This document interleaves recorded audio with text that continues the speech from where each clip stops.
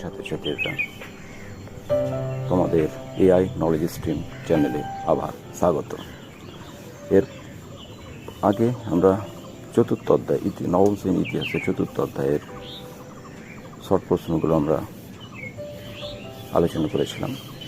আজকে আমি তোমাদের তৃতীয় অধ্যায় অর্থাৎ 19 শতকের ইউরোপ রাজতন্ত্রী ও জাতীয়তাবাদী ভাবধারার সংঘাত অধ্যায়টির বেশ কিছু শর্ট প্রশ্ন আলোচনা করব। যারা যারা এর আগের অর্থাৎ চতুর্থ অধ্যায়ের শর্ট প্রশ্ন ভিডিওটি দেখনি তারা ডিসক্রিপশনে যে প্লেলিস্ট থেকে দেখে নিতে পারো। চলো ছাত্রছাত্রীরা, তবে আজকে শুরু করা যাক।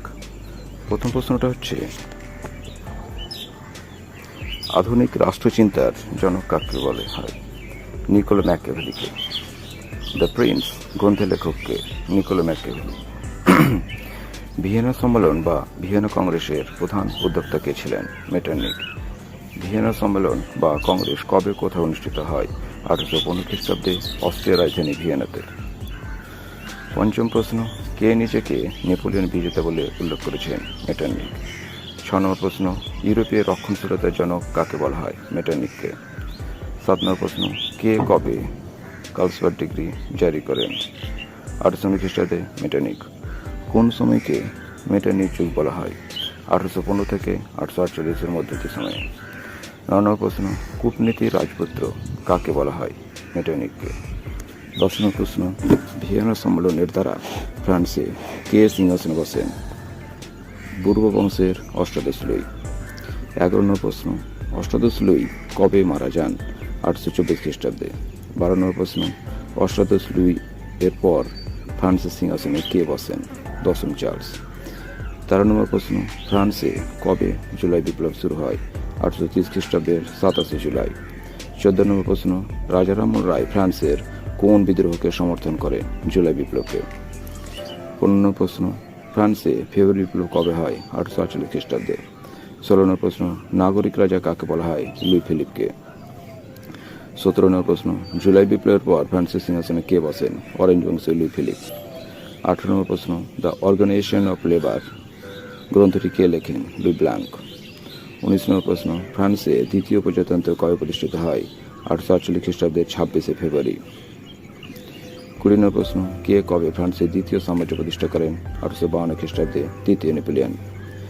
21 নম্বর প্রশ্নটি হচ্ছে, কোন দেশকে ভূমধ্যসাগরের বন্দিনী বলা হয়? ইটালিকে। 22 নম্বর প্রশ্ন, কে কবে ইয়ং ইটালি নামে দল প্রতিষ্ঠা করে? 1831 খ্রিস্টাব্দে জোসেফ ম্যাসতিনি। ছাত্রছাত্রীরা, এই প্রশ্ন উত্তরটা অনেক হয়েছে 1832 সাল পাবা, কিন্তু 1831টাই প্রযোজ্য। 23 নম্বর প্রশ্ন, কাকে স্বাধীন ইতালির আত্মা বলা হয়? জোসেফ ম্যাসতিনিকে। তো এখানে উচ্চারণটা খণ্ডক্তটা হবে। 24 নম্বর প্রশ্ন, ইতালির একটি গুপ্ত সমিতির নাম লেখো। কার্বনের গুপ্ত সমিতি। 25 নম্বর প্রশ্ন, আধুনিক ইতালির স্রষ্টা কাকে বলা হয়? কাউন্ট কাভুরকে। 26 নম্বর প্রশ্ন, কে কবে রিস অর্গিমেন্টো নামক পত্রিকা প্রকাশ করেন? 1847 খ্রিস্টাব্দে কাউন্ট কাভুর। 27 নম্বর প্রশ্ন, কে লাল কোর্তা বাহিনী গঠন করেন? গ্যারিবল্ডি। 28 নম্বর প্রশ্ন, রিস অর্গিমেন্টো কথার অর্থ কি? পুনর্জাগরণ বা পুনরুত্থান। 29 নম্বর প্রশ্ন, কনফেডারেশন অফ দ্য রাইন কে কবে গঠন করেন? 1806 খ্রিস্টাব্দে নেপোলিয়ন। 30 নম্বর প্রশ্ন, কতগুলো রাজ্য নিয়ে কনফেডারেশন অফ দ্য রাইন তৈরি করা হয়? 16টি। 31 নম্বর প্রশ্ন, আধুনিক জার্মান জাতীয়তাবাদের স্রষ্টা কাকে বলে? নেপোলিয়নকে। 32 নম্বর প্রশ্ন, কে কবে জোলভ্রাইন গড়ে তোলেন? 1819 খ্রিস্টাব্দে প্রাসিয়া। তবে এটা যদি কে বা কার উদ্যোগে হয়েছিল তখন সেটা ইম্যাজিন করতে পারেন। 33 নম্বর প্রশ্ন, রক্ত ও লিন্তের প্রবক্তাকে?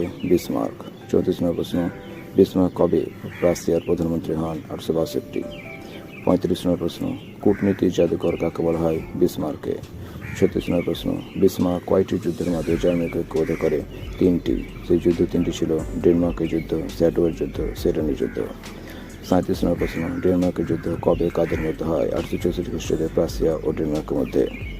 38 নম্বর প্রশ্ন, কবে কাদের মধ্যে গেস্টিনের সন্ধি স্বাক্ষরিত হয়? 1865 খ্রিস্টাব্দে ডেনমার্ক ও প্রাসিয়ার মধ্যে। 39 নম্বর প্রশ্ন, স্যাডোয়ের যুদ্ধ কবে কাদের মধ্যে হয়? 1866 খ্রিস্টাব্দে অস্ট্রিয়া প্রাসিয়ার মধ্যে। 40 নম্বর প্রশ্ন, প্রাগের সন্ধি কবে কাদের মধ্যে স্বাক্ষরিত হয়? 1866 খ্রিস্টাব্দে অস্ট্রিয়া প্রাসিয়ার মধ্যে।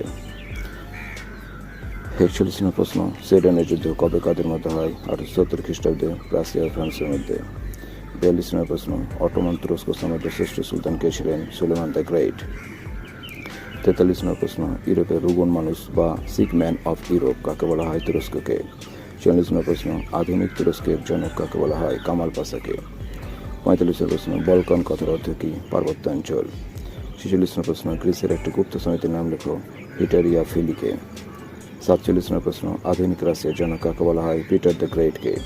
48 নম্বর প্রশ্ন, কাকে মুক্তি দিতে চায় বলা হয়? জার দ্বিতীয় আলেকজান্ডারকে। 49 নম্বর প্রশ্ন, কে কবে মুক্তির আইন বা ভূমিদাসদের স্বাধীনতা ঘোষণা করেন? খ্রিস্টাব্দে জার দ্বিতীয় আলেকজান্ডার। 50 নম্বর প্রশ্ন, ট্রোপর বৈঠক কবে ডাকা হয়? 1820। এবং শেষ প্রশ্ন, দশম চার্লসের মন্ত্রীকে প্রধানমন্ত্রী কারা ছিলেন? বিলেল মার্টিগানো।